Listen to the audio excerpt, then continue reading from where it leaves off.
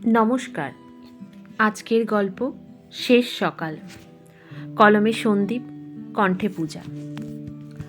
সালমাদের দিনগুলো বেশ ভালোভাবেই কাটছিল। নতুন বিয়ে, ছোট্ট সংসার আর সাবির, যাকে জীবনসঙ্গী হিসাবে পেয়ে সে সত্যিই খুব গর্বিত অনুভব করত। সাবির খুব সাধারণ মানুষ, কিন্তু ভীষণ যত্নশীল।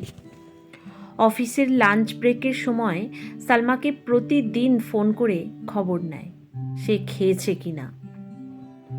অফিস থেকে ফিরলেই সালমার খোঁজ নেয়। হাতাহাতি করে দুজনে মিলে তারা রান্নাবান্না করে সন্ধ্যায়। সালমার সামান্য একটু জ্বর হলেও রাত জেগে পাশে বসে থাকে সাবির। এই ছোট ছোট বিষয়ই তাদের সংসার ভরে উঠেছিল ভালোবাসায়। একদিন সকালে সাবির অফিসে যাওয়ার সময় বলেছিল, আজ ফিরতে একটু দেরি হবে। সালমা তখন রান্নাঘরে ছিল। সে শুধু হাসি দিয়ে মাথা নেড়েছিল। কে জানতো সেটাই ছিল তাদের শেষ স্বাভাবিক সকাল।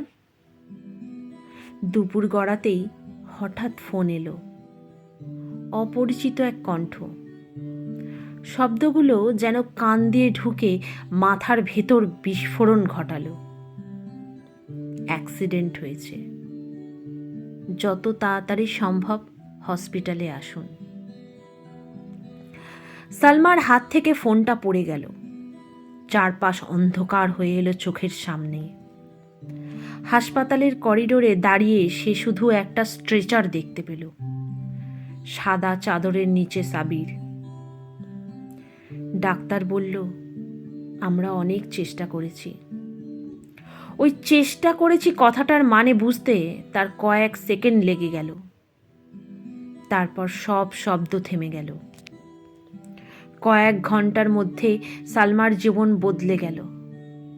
সকালে যে মেয়েটা চা বানাতে ব্যস্ত ছিল, সন্ধ্যায় সে বিধবা।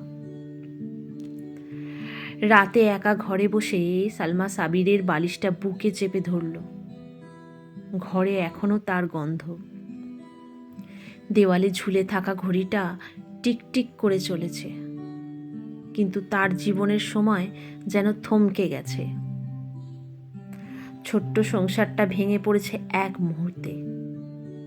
সালমা বুঝল, কিছু বিপর্যয় শব্দ করে আসে না, নিঃশব্দে এসে পুরো জীবনটাই ছাড়খাড় করে দিয়ে যায়। নমস্কার।